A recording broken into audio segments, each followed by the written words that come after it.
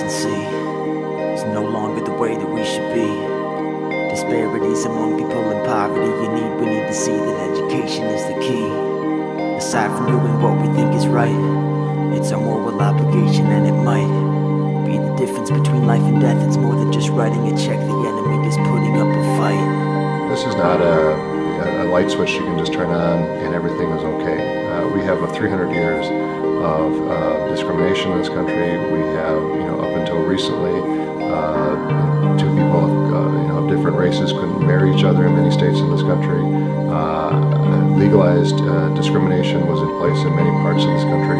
My mother actually had a college degree, but because she was an African-American woman with a teaching degree, she couldn't get hired. As I got into middle school, my mother got a master's degree, and my father had worked his way up the chain that he became a journeyman in the electrician vernacular. And we actually moved into a different house, moved into a different neighborhood, and life really started to change. So from my own personal experience, I've seen the impact of education and employment. We have a child who's in one of our partner schools who missed 80 days of school last year. And that was because they were homeless. It isn't that the child wasn't smart or couldn't meet the exam requirements because of something about their education or their academic. It happened to be they simply weren't in the seat in school due to high mobility and homelessness. It's as simple as if you're not in the seat, you cannot learn. I want to be successful in life, and I feel like school is the way to get there. So if we look at multi-generational poverty and look at all the different gaps that exist, is really within the context of both a family and a community. We know that when parents are doing well, the kids are often doing well. When the parents aren't doing well, the kids aren't often doing well. And what does that mean for a neighborhood if you have a lot of parents who aren't doing well? It happens to be you have a lot of kids who aren't doing well, and overall the neighborhood or the community may not be doing well. We have 25% of Minnesotans that have an arrest record with no conviction attached, and because of that, their ability to become employed is hampered. The other thing that I'm really concerned about is really the children of incarcerated parents, because we've also done a number of studies on those children and find out that they oftentimes become low achievers. Now, there's a direct correlation between how well parents do, early childhood education, kids learning to read, all of that, with resources that are around them. Poverty definitely plays a role in youth having a harder time having equal access to education. From my personal experience, coming from a family with a single mother. I grew up as a kid who heated the house using the stove. Didn't always have the nicest shoes. Didn't have the newest thing, and there's different experiences for me growing up where I didn't realize back then, the situation that myself and my family was in. Besides noticing I didn't necessarily have things that other people had, but know that it's the resiliency that you actually build through that experience that I see in myself, but I also see it in every single person, who I interface with, in this work as we're looking at whether it's an education disparity or any type of income disparity. Can-do spirit is a hand that needs no fear. It merely serves as a reminder, a steer clear tactic. Plastic separates every vertebrae, bones are circulating each and every one of us. Just because they maintain a certain level of order in things brings about a shroud of darkness difficult to impart. Kickstart the motor and overthrow the parts that do not belong. You've got the wrong idea of what it means to be strong. Beyond the demons of inequity, set me free from all the enemies that have been tempting me. As soon as you empty your canisters of envy and gently replace them with rosebuds, those metallics will evaluate how you take on challenges and calculate your reward. I'm sure that in good time the true rhyme and reason will emerge, even though it's unheard at this juncture. Holes must be punctured to allow for oxygen. brought within bred systemic oppression, which led to the red, the white, and the blue. You can't fight the truth in the voices of the youth. What we do know is that partnerships, collaborations, collective efforts are critical. We need to look at, how do we support families, and how are families and kids who are actually impacted by an issue actually part of finding the solution? And how do we move to that place and space where we're thinking about partnership with parents and families opposed to just between organizations and organizations, when we know that the real change happens, within the family, with the kids, within the context of community. I have a high schooler, and so I really think that there's an opportunity for us to really rethink high school. I think that so many of our kids are being, they get to that point and they don't see the relevance of high school. I think we need to have kids out in our community doing community service, working almost from day one, and really focusing on the application of what they're learning. I think that that whole age group really needs a whole different focus and rethinking. And I know that there's some of that's going on in the community now. I think we need to blow that up exponentially so that we can really not lose a generation of our students. I truly believe in early childhood education. I think that kids should have an opportunity to start learning as quickly as possible.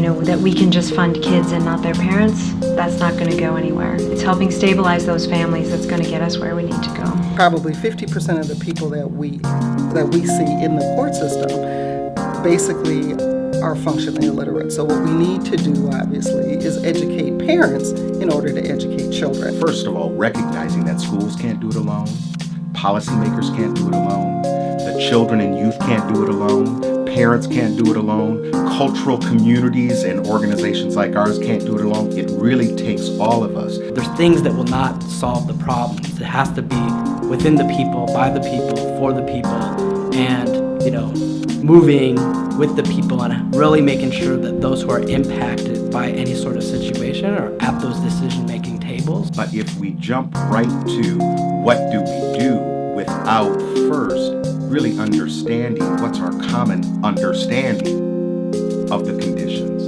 then we miss real important opportunities. How are we thinking? What's the mental model? What's the framework for our understanding? Do we have shared language? And so in order for real transformation to happen, that critical collective analysis is important. And in order to do that work, there has to be new ways to develop and think about constructive relationships between community, schools, parents, youth, children, so that we all have a sense of ownership and a shared understanding of what the problem is. It impoverishes us as a community to have such deep inequalities and inequities in our communities.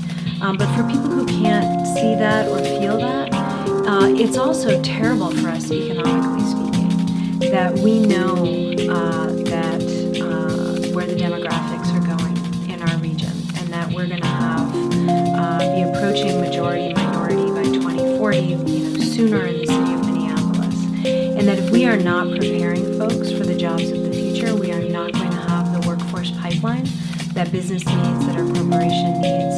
And that's what's been pulling people into our region and making us box above our weight for so many years. They've really taken an active and engaged roles in making sure that we have a workforce that reflects the diversity of our population, that makes sure that our policies are addressed towards achieving gaps and not perpetuating gaps, that we really understand how structural racism plays a role in the outcomes that we see in our schools and in our economy, and really doing a deep dive so that we can really identify challenges that we face and then eliminate the blocks that keep people from achieving at their highest level.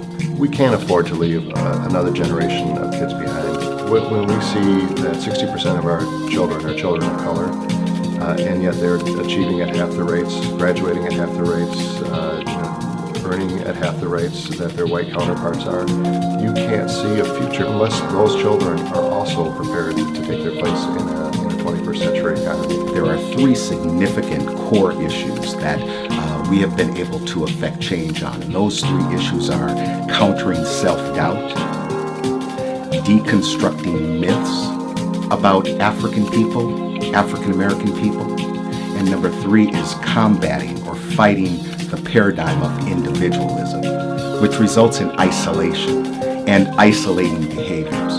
And so in our work that we do with children and families and young people, we try and get at what's underneath. I've assembled folks from around who've been working on these issues for quite some time. So I've assembled a cabinet of about 28, 30 people, including parents, practitioners, academics, nonprofit leaders, government, to come together and talk about three key things. First, every child stably housed. We know that kids who are stably housed do better and have better outcomes than kids who aren't, even if you control for the level of poverty. So it's about finding stable family housing for these kids. Second, healthy starts. That if a child has that healthy beginning, the mom is healthy while she's pregnant, when they are born, they have some best practices in place that help with that brain development, that things go much better for those kids as they grow and develop after that. And the third is access to high quality child care. I think the best way to pave a pathway out of poverty is to make sure that every child has the support they need to be successful in school, and that they understand that the adults in the front of that classroom, in that building, in their community, believe in them. If any of our children don't believe that they can, then we all suffer. I've gone into classrooms where children have an adult who clearly believes in their future, and they respond and they react, positively, and they go in the right direction. But if on a daily basis they don't feel that there's someone in their life that believes that they can accomplish whatever they want to accomplish, then they won't, and that's the unfortunate thing. I'm starting to see what you meant. This pathway won't be heaven sent. We'll have to use the tools in hand. Among the haves, the language often doesn't slant. The knots are tied in place and can't remove themselves, they can't expand. If we are gonna bridge the gap, the map will need a legend that is able to be read by all. Before you walk, you need to crawl. I think just as a society, we have to realize that it really does not matter where you come from or who you are, that everybody is equal and everybody can do the same things. If everybody was like open-minded and accepting. I mean, obviously this is adults. These are like grown people in these jobs, and it's all things they don't want to do. Like they don't want to like hire a certain like kind of person because of how they are. And I just think that's sort of ridiculous, because if you're an adult, you've got this job, like you shouldn't be able to say, well, I'm gonna judge them on this. Everybody should get a chance, because everybody has a talent, but they might not know what their talent is, but everybody has a talent. I'm 6 years old and I want to be a police when I grow up. When I grow up, I want to be a teacher. I want to be a geologist. I want to be a doctor because I may hear their heart beat fast. A nation of complacency is no longer the way that we should be. Disparities among people in poverty, we need to see that education is the key. Aside from doing what we think is right, it's our moral obligation, and it might be the difference between life and death. It's more than just writing a check, the enemy is putting up a fight.